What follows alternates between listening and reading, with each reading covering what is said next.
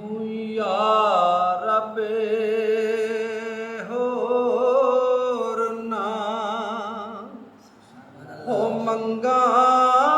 ਹੋ ਤੇਥੋਂ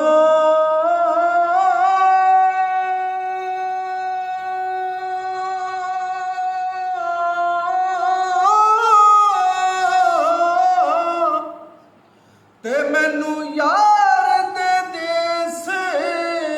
ਪੁੱਛਾ ਦੇ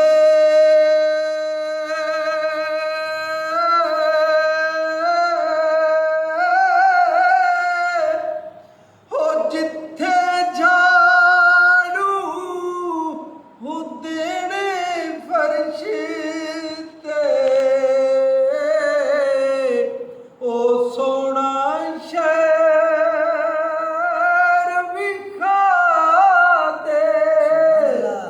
ਜਿਨ੍ਹਾਂ ਗਲੀਆਂ ਵਿੱਚ ਹੋ ਤੇਰਾ ਦਿਲ ਬਰੇ ਹੋ ਟੁਰੇ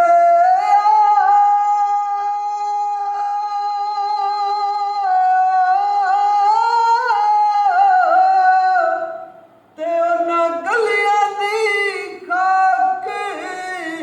ਬਣਾ ਦੇ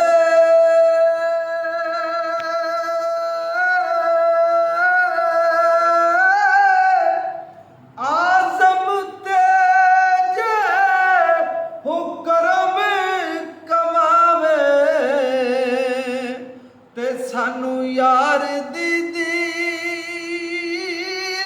ਕਰਾ ਦੇ ਮਰੇ ਨਾ ਓਏ ਹਰ ਕੋਈ ਆਖੇ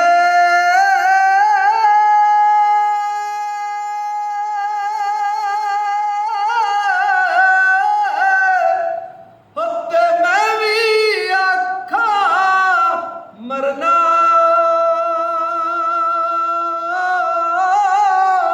ਪਰ ਜਿਸ ਮਰਨੇ